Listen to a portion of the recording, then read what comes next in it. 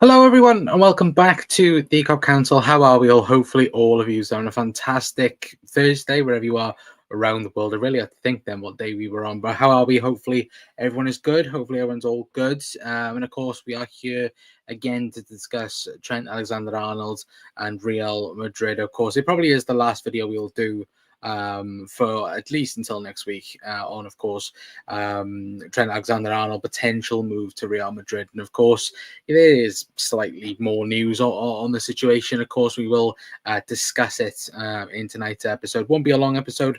Will be about a 15-20 minute episode for you guys anyway. But of course, we do have Trent Alexander-Arnold news, but we also have Darwin Núñez news as well. Of course, we'll talk a little bit about that a bit later on as well. So again, let me know your guys' thoughts in the comments. Let me know all of you are, first of all, as well. And again, let us know your thoughts on the whole Trent Alexander-Arnold situation. Because again, it is probably frustrating, I think, now for a lot of people. I think all of us, we want it, done and sorted. But I think obviously with basically just slight bits of news coming out, from certain Spanish journalists, then it's an English journalist, and so on. We're not getting everything, full in full detail. Of course, it is just again little bits and pieces that we're getting now and again, as well. Anyway, but let me know. Of course, let me know your guys' thoughts in the comments. Of course, tomorrow at 8 p.m. will be the Manchester United preview, as well. Of course, we'll have Arne Slot's press conference as well in the morning. So hopefully, maybe there might be some newsworthy things in that tomorrow. I think it's tomorrow morning anyway. The press conferences anyway. So it'll be intriguing to see what Arne Slot has to say, which we probably know what he's already going to say. Of course, he's going to reject and go against, of course, all the journos' questions in regards to Trent and a potential contract as well, isn't he? So again, we will discuss about that anyway. But talking, of course, on today's main news, of course, obviously a report came out last night at about 11 o'clock on Trent Alexander-Arnold from Paul Joyce. Again, the ever reliable Paul Joyce, saying that Real Madrid consider 2nd January bid for Trent Alexander-Arnold. The Liverpool do not want to let the right back leave this month, but the Spanish side are weighing up whether to test the Anfield club's resolve. Now, Marca, about half an hour ago, reported that Real Madrid supposedly have stepped up their second bid to going towards 25 million euros, which works out around, I think it's like 22-23 million pounds at the moment. It might be a bit less than that, to be fair, but still, that's definitely not what Liverpool are going to want. Liverpool are not going to sell Trent for that, even though again you're going to lose him on a free transfer if he does decide to leave. But I think obviously all the information coming out at the moment is Liverpool still feel confident that they can extend Trent's contract, which, look, I think on the looking at it, of course, I think everybody's under the same impression that, look, at the present moment in time, it does look more likely that Trent will leave than stay at Liverpool. I personally think he will leave Liverpool now. Out of the three contracts that are set to be renewed, of course, obviously with Virgil van Dijk and Mo Salah, out of the three of them, I think Trent is the one looking likely to leave. But of course, that can change instantly, with one bit of news that does come out, or for example, if Trent Alexander-Arnold does say something in regards to, of course, the contract situation, then of course that can completely change someone's mind. But I do think at the moment, again, the ball is fully in Trent's court, isn't it? And I think a lot of people, I think, have just become a bit frustrated. Certainly looking at social media, I think everybody is a little bit annoyed in terms of, again, the silence from Trent. Of course, he's not himself going to come out and deny or confirm the talks with Real Madrid, because again, look, if he isn't going to go to Madrid, of course, he's still in negotiations with Liverpool to get the best deal possible for him. Which, look, I think when you look at that, I think, of course, you can understand it a little bit, but I think on a purely fan perspective of it, I think all of us are just getting a bit sick and tired of it. I'd rather him now come out and say, look, I'm going to leave on a free transfer and we can get on with it, instead of, even in a couple of weeks' time, we're still going to have the conversations of, oh, is he going to stay? Is he not going to stay? I just want to focus on a league title. Again, I don't want to be making these videos and talking about. Of course, I love making the videos, but I don't want to be sat here speaking. Of course, Liverpool going to get the contracts done. Is Trent gonna sign? Is he not going to sign? I think the best thing he could probably do, especially on the weekend, I think, because of course, if Liverpool win the game against Manchester United, you automatically know instantly the first guy they're going to try and interview is Trent. And I think the best thing for him possible is to turn around and go, look, I'm not committing my future until the end of the season, or coming out and saying again, look, I'm not going to speak about anything. I'm currently not in agreement with anyone. I'm focused on the season. I want to win the Premier League. I want to win the Champions League. And I want to have a very successful season at Liverpool. Again, that will help his case. But I think the longer it goes on, the worse it is, I think, for Liverpool, and also the fact that, once again, I do think that would scream more towards him signing for Real Madrid than anyone else anyway. But, of course, adding to it, of course, obviously, with the news with Paul Joyce, James Pearce as well, obviously this is taken from Anfield Sector. Of course, James Pearce adding to it, saying that, so I think the information I have is that there isn't a definitive decision yet on his future. But, of course, if that is the case, if he hasn't, then he's going to have to make it very, very soon as well, in terms of Trent Alexander-Arnold, which I think, look, overall, I think everybody is under that same cosh. That, again, I do think January, by at least the end of January, we will know the full picture. I think on all three deals. I don't think it's just a thing for Trent. I do think we will know the end, of course, of Virgil van Dijk, Mo Salah, and Trent's future. But I think, more importantly for Trent, I think all of us, we want this done now, more or less, and we want to, figure out what's going to happen for the future, and whether or not, of course, that is, with him in that conversation, and being Liverpool's, in Liverpool's future. Because if he's not in our future, then of course that's a crying shame. Because again, I personally want Trent to stay. I think he still has more to offer, more to give in this Liverpool team. I don't think, look, just plain simply, like, oh, he's won everything. Again, I think he can go on and win everything again and go on to be even better, in my opinion anyway. But again, let me know your guys' thoughts in the comments down below, of course, on the Trent stuff as well. But big up Damo as well, saying, hey Connor, not worth accepting 20 mil now when there's a league title to be won, especially with Bradley and Ibu coming back from injury, and Joe Gomez hamstring injury last week as well. Yeah, 100%. Well, the fact that we was to accept it, we'd need to go and buy a right back, and then you leave yourself exposed with us literally having no full back cover. Like, all right, you could play Cons there. I think at a push you could even play an Ibu there, if you really had to. But as of things right now, we have no fit right backs apart from Trent. Obviously I know Connor Bradley's coming back this week, but still, look, you are leaving yourself exposed, of course, anyway. And as well, if this is true, again, and I've said it, when yesterday when we spoke about it, and we spoke about this bid, of course, and obviously this article piece from Chris Bascom yesterday. Why would they bid if they've not had encouragement? And the same with Paul Joyce's article piece, in terms of the wording there, Real Madrid consider 2nd January bid. Now, you wouldn't entertain that from Real Madrid if there wasn't encouragement from the player. And that's the only way I do look at it, where, again, that's my point of view, is where, again, Madrid might just throw the money out there and go, oh, see what happens. Maybe you might try and bait Trent to go, oh, yeah, I want to join Madrid. But I think it's kind of different. Teams like Madrid, Liverpool, you don't bid on players. You don't go for players all in if you're not committed, or the player's not committed. And I think, obviously, Trent, I think he has, for me, said to Madrid, like, look, I am interested in coming. Might potentially Madrid go, oh, we'll give something there.